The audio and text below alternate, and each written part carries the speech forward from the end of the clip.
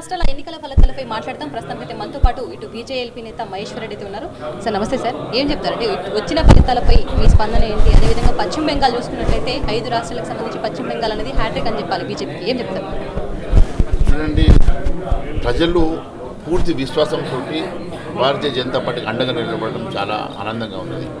మరి గతంలో చూసుకుంటే అక్కడ 2011లో 0 సీట్లు ఉన్నటువంటి పశ్చిమ బెంగాల్లో ఈరోజు అబ్సల్యూట్ మెజార్టీతో ప్రభుత్వాన్ని ఏర్పాటు చేయడానికి ఓటు వేయడం అనేది మరి నరేంద్ర మోడీ గారి మీద విశ్వాసం మరొకసారి రుజువైతా ఉన్నది.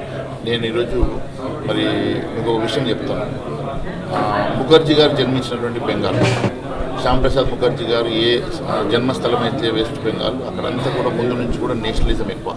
ఆ ప్రాంతంలో మరి లెఫ్ట్ పార్టీసు, టీఎంసీ అనేక సంవత్సరాల అరాచకాలు, అనేక అవినీతి, అనేక దుర్మార్గాలు చేసినటువంటి ఆ ప్రభుత్వానికి చమరగీతం వాడుతూ డబుల్ ఇంజన్ సర్కార్ వల్లనే ఈ దేశానికి అభివృద్ధి అని అక్కడ ఉన్నటువంటి అనేక ఇన్ఫిల్ట్రేట్స్ అనే సమస్యల పరిష్కారం జరుగుతుందన్న విశ్వాసంతో ఏ రకంగానైతే మరి ఓటేసి మరి అక్కడ గెలిపించారో దానికి నేను వెస్ట్ బెంగాల్ ప్రజలతో పాటు మరి అక్కడ ఓటేసిన ప్రతి ఒక్కరికి కూడా ధన్యవాదాలు తెలియజేసుకుంటూ ఈరోజు నరేంద్ర మోడీ గారి, అమిత్ షా గారి నాయకత్వాన్ని బలపరిచినటువంటి బెంగాలీ ప్రజలకు, అదే మాదిరిగా అస్సాం తీసుకుంటే అస్సాంలో కూడా ఈరోజు 3వసారి అక్కడ ప్రభుత్వం ఏర్పాటు చేయడానికి ప్రో ఇన్కంబెన్సీ.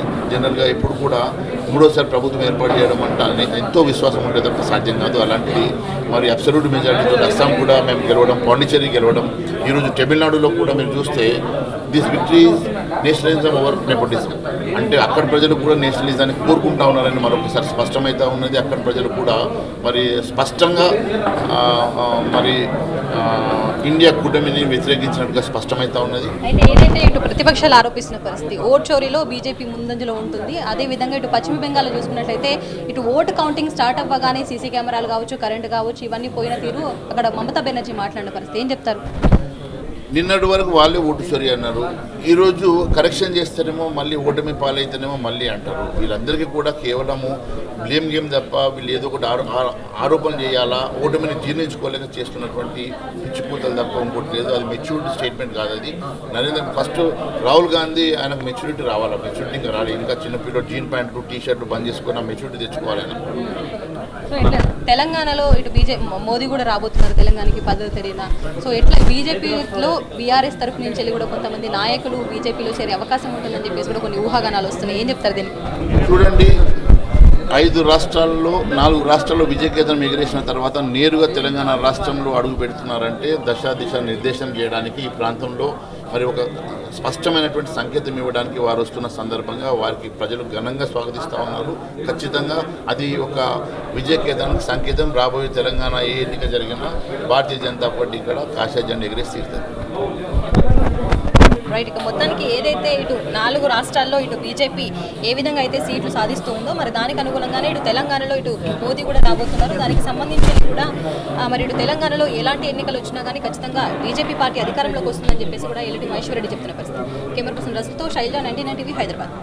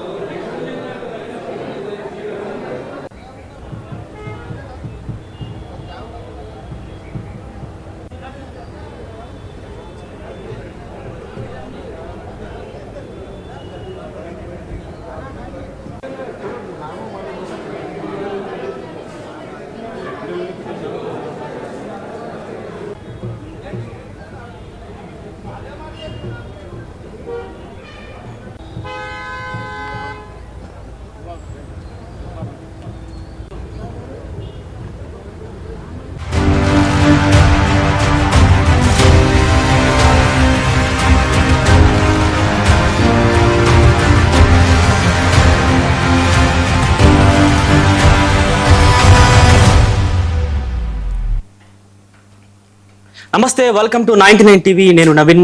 5 రాష్ట్రాల ఎన్నికల ఫలితాలు వచ్చేస్తున్నాయి. దానికి సంబంధించి